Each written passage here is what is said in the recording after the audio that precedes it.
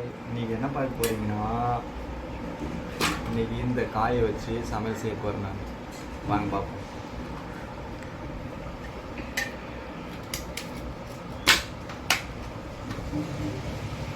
போதும் வச்சுமா இது விட்டா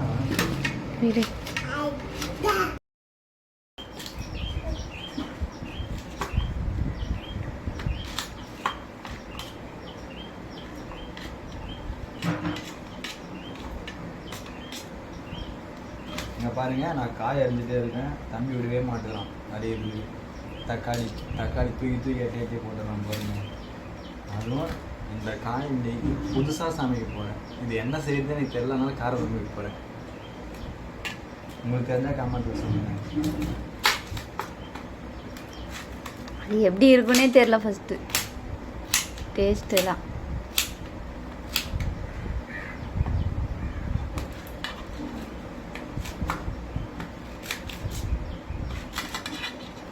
சாமி கையை குறுக்கு வைக்கிற சாமி, அரிஞ்சிட்டு இருக்கல குறுக்கு வைக்கிற, சரியா?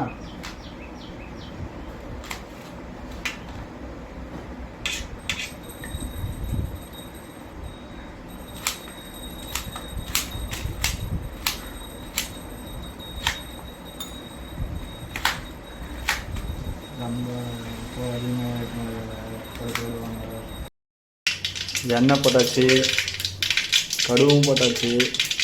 கடுகு பொரியுது.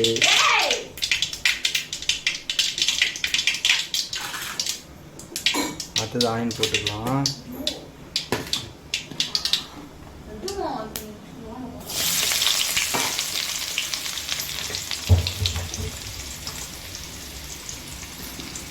இன்னைக்கு புதுசாக சமைக்க போகிறேன். அதுவும் கார குழம்பு. இதை வச்சுருக்கேன் காய்.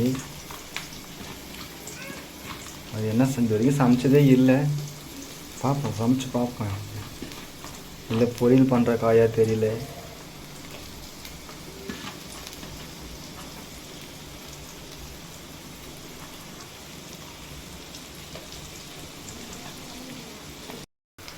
அப்படியே லைட்டாக பூண்டு சேர்த்துப்போம்.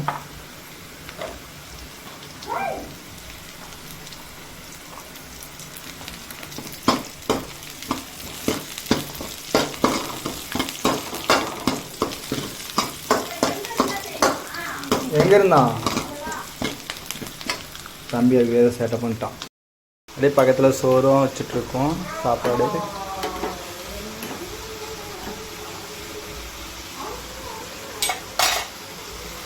தக்காளி போட்டாச்சு, போட்டு வதக்குறோம்.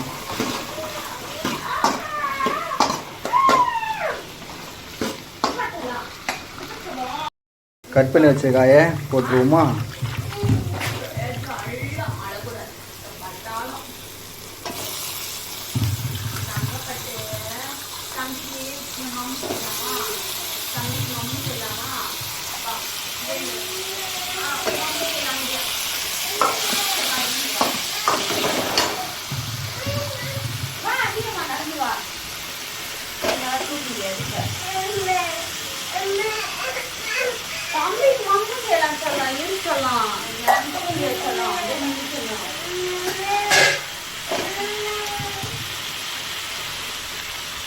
ஏதோ எனக்கு தெரிஞ்ச சமையல் குழம்பு வைக்கிறேன், தெரிஞ்ச மாதிரி.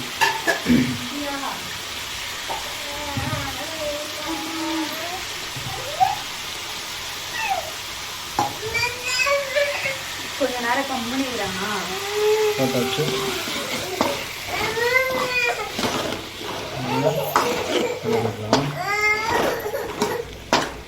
ஆஹா, வாசம் என்னமா வாசம் வருது தெரியுங்களா? மிளகாத்தூள் உப்பெல்லாம் போட்டு ஒரு கிண்டியாச்சு. அப்புறம் நல்லா தண்ணி ஊற்றி வேக வச்சு அப்படியே சாப்பிட வேண்டியதான்.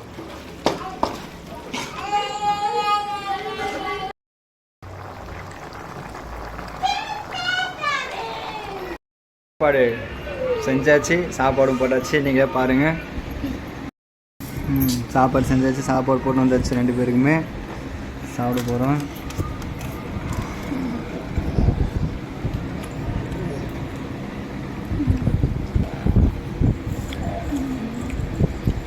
ஃப்ரெண்ட்ஸ் இது வந்து பார்த்தீங்கன்னாக்கா பொரியலுக்கு மட்டும்தான் செட் ஆகும்.